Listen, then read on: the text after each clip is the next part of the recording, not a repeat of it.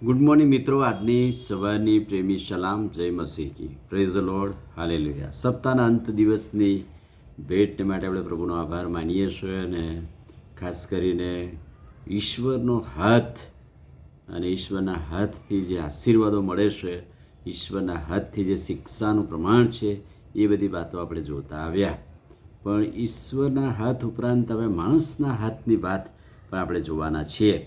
પણ પ્રભુની નજીક રહેનારા શિષ્યો એ તેમનો જમણો હાથ કહેવાતા હતા. ઘણી બધી વાર ઘણા બધા માણસોની સાથે કોઈ માણસ રહે તો એનો ખાસ માણસ તરીકે બિરુદ આપવામાં આવે ને એમ કે આ તો મારો જમણો હાથ છે.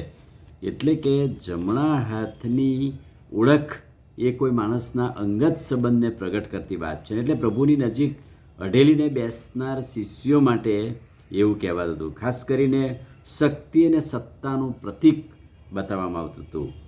અને પિત્તર બારમાનો એક લોકો તેને ઈસુના જમણા હાથ આગળ જ બેઠેલા જોતા હતા. પિત્તર હંમેશા પ્રભુને અઢેલીને બેસનાર, પિત્તરની સાથે જ ઈસુની સાથે જ રહેનારો શિષ્ય. અને એટલે બીજો શિષ્ય યોહાન કે જેને પ્રિય શિષ્ય તરીકેની ઓળખ આપવામાં આવી, બિરુદ આપવામાં આવ્યું. અને બાઇબલમાં એ જમણા હાથનું પ્રતીક શક્તિ અને સન્માનનું પ્રતીક ગણવામાં આવે છે કે જાણે કે શિષ્યો પ્રભુની સાથે રહેનારા હતા. માર્કની સુવાર્તા 10મો અધ્યાય 35થી 40 વચન.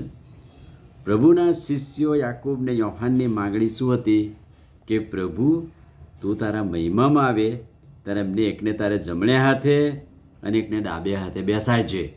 એટલે કે પ્રભુની ડાબી ને જમણીએ બેસવું એક માન યોગ્ય છે. અને એટલે પ્રભુ જ્યારે પ્રગટ થાય ત્યારે પ્રભુનો જવાબ આ પ્રમાણે છે કે જમણે કે ડાબે બેસાડવું એ મારું કામ નથી, તો બાપનું કામ છે. હા, હું તમારા માટે બધા જ આશીર્વાદો કરીશ, બધું જ કરીશ, પણ ડાબે કે જમણે બેસાડવાનું કામ તો મારા બાપનું છે. એનો અર્થ એમ થયો કે શિષ્યોની માગણી વ્યાજબી છે. પ્રભુના ડાબે કે જમણે બેસવું એક માન યોગ, એક પ્રતીક છે. એક શક્તિ અને સત્તાનું પ્રતીક, માનનું પ્રતીક બતાવવામાં આવે છે. પણ ન્યાયાધીશોનું પુસ્તક 3 અધ્યાય અને 15મું વચન, ઇઝરાયેલ પુત્રોએ પોકાર કર્યો યહોવાનો ત્યારે પ્રભુએ તેમનું સાંભળ્યું અને તેમને બિન્યામીનના ગેરાનો દીકરો યહૂદ એ એક ડાબોડી માણસ હતો અને તે જાણે કે ઇઝરાયેલને બચાવનારો ઊભો થયો.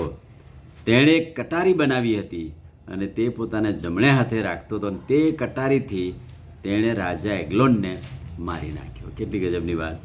ડાબોડી માણસ પણ ઇઝરાયેલી પ્રજા માટે આશીર્વાદિત રહ્યો. ઘણી બધી વાર જમણો હાથ એ આશીર્વાદનો હાથ હોય છે, પણ અહીંયા ઇઝરાયેલ પુત્રોને બચાવવા માટે યહૂદ એ ડાબોડી હતો, પણ જમણી સાઈડે કટારી રાખતો હતો. અને એ કટારીથી રાજા એગ્લોનને, મોઆબના રાજા એગ્લોનને મારી નાખ્યો.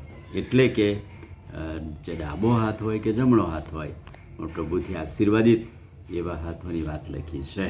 આમીન. પ્રાર્થના કરીએ. ભલા પ્રભુ, આજે સવારે તમારા ખાતરીદાયક અદ્ભુત વચનને માટે આભાર. વચનના પ્રકાશમાં અમને દોરો, અમને તમારું સામર્થ્ય આપો. પ્રભુ ઈસુના નામમાં માંગીએ છીએ, સાંભળો ને માન્ય કરો. આમીન. God bless you.